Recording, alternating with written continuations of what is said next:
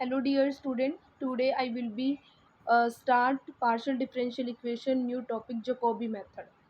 Previous हमने Charpit method देखा है और उससे पहले उसके वर्किंग रूल को और पार्शियल डिफरेंशियल इक्वेशन के इंट्रोडक्शन को देखा था। आज इस लेक्चर के अंदर हम जकोबी मेथड को देखेंगे। जकोबी मेथड जो है ये भी एक टाइप से पार्शियल डिफरेंशियल इक्वेशन को सॉल्व करने के लिए, उसके सॉल्यूशन को फाइंड आउट करने के लिए यूज़ किया जाता है। इस मेथड का बेसिकली यूज़ तब किया जाता है जब हमारे पास इंडिपेंडेंट वेरिएबल 3 या 3 से ज़्यादा हो। ठीक है, जैसे बेसिकली हम जानते हैं कि पार्शियल डिफरेंशियल इक्वेशन के अंदर क्या होता है कि हमारे पास वेरिएबल्स जो हैं, इंडिपेंडेंट वेरिएबल्स जो हैं वो ज़्यादा होते हैं, 2 या 2 से ज़्यादा। तो चारपिट मेथड, जकोबी मेथड, ये ऐसे मेथड हैं जिनकी हेल्प से हम किसी भी पार्शियल डिफरेंशियल इक्वेशन का कंप्लीट सोल्यूशन फाइंड आउट कर सकते हैं। जकोबी मेथड और चारपिट मेथड के अंदर कुछ खास डिफरेंस नहीं है। Let's start it. Working rule, सबसे पहले इसमें पता होना चाहिए कि हम इसके अंदर 3 वेरिएबल्स की बात करेंगे, 3 इंडिपेंडेंट वेरिएबल्स की। अगर हम इसका कंपैरिजन चारपिट मेथड के साथ करें, जकोबी मेथड का, तो उसके अंदर हमारे पास x y z p q, एक टाइप से 5 वेरिएबल्स के ऊपर हम बात कर रहे थे। यहाँ पे हम वेरिएबल्स इसमें 6 हैं एक टाइप से कहने के लिए, तो x1 x2 x3 p1 p2 p3। But एक चीज़ आप यहाँ पे नोटिस करेंगे कि वेरिएबल एक्स पी रिपीटेड है, मतलब वो x1 x2 x2 इस टाइप से नोटेशन है उनकी, p1 p2 p3 इस टाइप से नोटेशन है। तो वो आपको क्वेश्चन देके पता चल जाएगा कि आप इसको जकोबी से करेंगे या चारपिट से करेंगे। बेसिकली अगर आपको क्वेश्चन चारपिट का मिलेगा तो उसके में आपके पास जो क्वेश्चन की स्टेटमेंट है उसमें आपको x y z p q की फॉर्म मिलेगी। लेकिन अगर आप जकोबी की बात करेंगे तो उसमें आपको x1 x2 x3 p1 p2 p3 मिलेगा, तो वो उसके अकॉर्डिंग बनेगा। ठीक है, तो जैसे आप जो को चारपिट में कर रहे थे कि सबसे पहले F of x1 x2 x3 p1 p2 p3 इसको 0 के इक्वल रखना है, उसके नेम दे देना इक्वेशन 1। ठीक है, इसमें उसके बाद स्टेप 1 है कि आप जो भी आपके पास जो कोई ऑक्सिलरी इक्वेशन होगी वो आपको ये लर्न करनी पड़ेगी। जैसे आपके पास चारपिट ऑक्सिलरी इक्वेशन थी, सेम यहाँ पे भी आपके पास एक जकोबी ऑक्सिलरी इक्वेशन है, वो आपको रखनी पड़ेगी। जैसे चारपिट जकोबी इक्वेशन में जो वेरिएबल थे उनके कॉरस्पॉन्ड बन रही थी ऑक्सिलरी इक्वेशन, तो जकोबी के अंदर भी आपके पास जो इसमें वेरिएबल्स हैं x1 x2 x3 p1 p2 p3, उनके अलोंग ही आपकी जो है ऑक्सिलरी इक्वेशन बनेगी।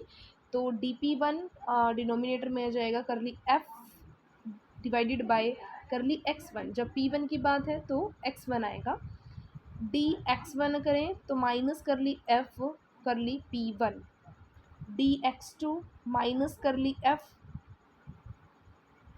डिवाइडेड बाय करली p2, dp2 करली f अपॉन करली x2, dx3 माइनस करली f करली p3, dp3 divided by minus करली f अपॉन माइनस करली सॉरी पॉजिटिव है ये, करली f अपॉन करली x3।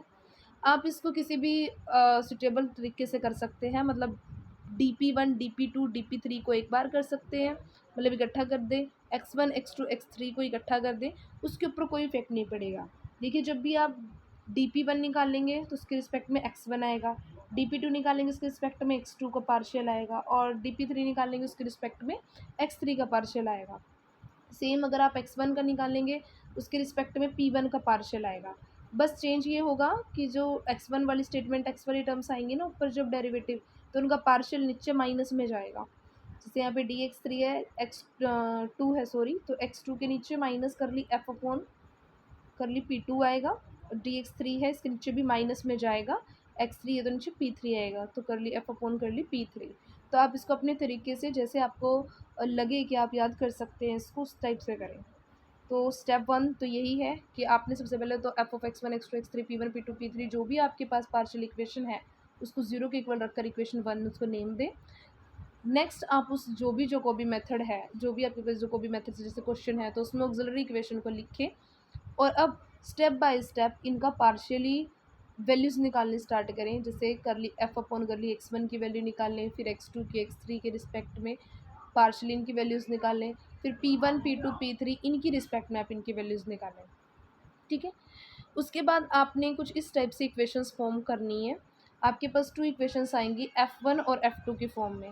F1 जो है वो आपके पास x1 x2 x3 p1 p2 p3 के फॉर्म में आएगा। एक आपके पास F2 आएगी, मतलब जैसे पहले तो आपके पास F ही थी एक। जब आप इन जैकोबी मेथड जैकोबी इक्वेशन के अंदर वैल्यूज़ रखेंगे तो वो आपके पास टू टाइप की आएगी, F1 F2 की, और x1 x2 x3 p1 p2 इन्हीं वेरिएबल्स के अंदर आएगी। तो जो F1 वाली इक्वेशन है उसको इक्वेशन नंबर 2 नेम दे दें, और जो सेकेंड इक्वेशन आएगी उसको F2 नेम दे दें। उसके बाद स्टेप नंबर 3, आपको एक रिलेशन मिलेगा, F1 और F2 का एक रिलेशन बनाना पड़ेगा। सॉरी, स्टेप 3 के अंदर F1 F2 का रिलेशन कैसा होगा? देखिए आपके पास यहाँ पे 1 2 3 3 वेरिएबल्स की बात हो रही है, 3 इंडिपेंडेंट वेरिएबल्स की बात हो रही है, तो हमारे पास समेशन R 1 2 3 चलेगा। ओके, किस टाइप से? F1 के ऊपर बात करेंगे तो पॉजिटिव करली F1 करली XR करली F2 करली PR, करली F1 करली PR करली F2 करली XR। मतलब एक स्टेप में F1 के नीचे XR है, F2 के नीचे PR है, फिर माइनस करके F1 के नीचे PR है, F2 के नीचे XR है। ठीक है, ये इक्वेशन नंबर 4। अब इसका मीनिंग क्या है कि आप यहाँ पे R को 3 तक वेरी करवाओ, 1 से 3, मतलब एक स्टेप में एक्स R की जगह यहाँ पे 1 रखो 1 रखो 1 रखो 1 रखो। देखिए जैसे हम यहाँ पे 1 रखते हैं तो कर ली F1 कर ली X1 कर ली F2 कर ली P1 आ गया, R की प्लेस पे 1 रख रहे हैं। सेम यहाँ पे माइनस कर ली F1 कर ली P1 कर ली F2 कर ली X, R की प्लेस पे 1 रख रहे हैं तो X1। नेक्स्ट R 1 से 3 है ना, तो 1 तो रख दिया, आप 2 रखो, कर ली F1 कर ली X2 कर ली F2 कर ली P2, R के प्लेस पे 2 है, माइनस कर ली F1 कर ली P2 इंटू कर ली F2 कर ली X2। अब नेक्स्ट स्टेप में हम R के प्लेस पे 3 रखेंगे तो कर ली F1 कर ली X3 इंटू कर ली F2 कर ली P3, माइनस कर ली F1 कर ली P3 इंटू कर ली F2 कर ली X3। सारी इक्वेशन हमारी 0 के इक्वल आ गई। नेक्स्ट हमारे पास जो भी अब इक्वेशन आई है x1 x2 x3 p1 p2 p3, इन सब की वैल्यूज़ हम इक्वेशन नंबर 4 के अंदर सेटिस्फाई करवाएंगे। 1 2 3 तीनों इक्वेशंस को सॉल्व करेंगे और उस p1 p2 p3 x1 x2 x3 इन सारी वैल्यूज़ को इक्वेशन नंबर 4 में पुट करेंगे। इक्वेशन नंबर 4 क्या है हमारे पास? ये है हमारी इक्वेशन 4। इसके अंदर x1 p1 x2 p2 x3 p3 सारी वैल्यूज़ को पुट करेंगे। तो फोर्थ स्टेप यही है कि आप इक्वेशन नंबर 4 के अंदर P1 P2 P3 x1 x2 x3 की वैल्यूज़ रखेंगे। किन इक्वेशन की हेल्प से? 1 2 3 की हेल्प से। वैल्यूज़ रखने के बाद स्टेप 5 हमारा कंप्लीट सॉल्यूशन के पास आ जाता है। क्या होता है कंप्लीट सॉल्यूशन जैकोबी मेथड के according? dz P1 dx1 P2 dx2 P3 dx3। तो यहाँ पर each P1 P2 P3 values put करें एंड x1 x2 x3 की पुट करें, इनको इंटीग्रेट करें, देन इंटीग्रेट करने के बाद हमारे पास कंप्लीट रिक्वायर्ड सॉल्यूशन आ जाता है। नेक्स्ट वीडियो में हम इनके क्वेश्चंस के ऊपर डिस्कस करेंगे, इस पर बेस्ड न्यूमेरिकल्स को। Thanks for watching my video, please like share and comment my video.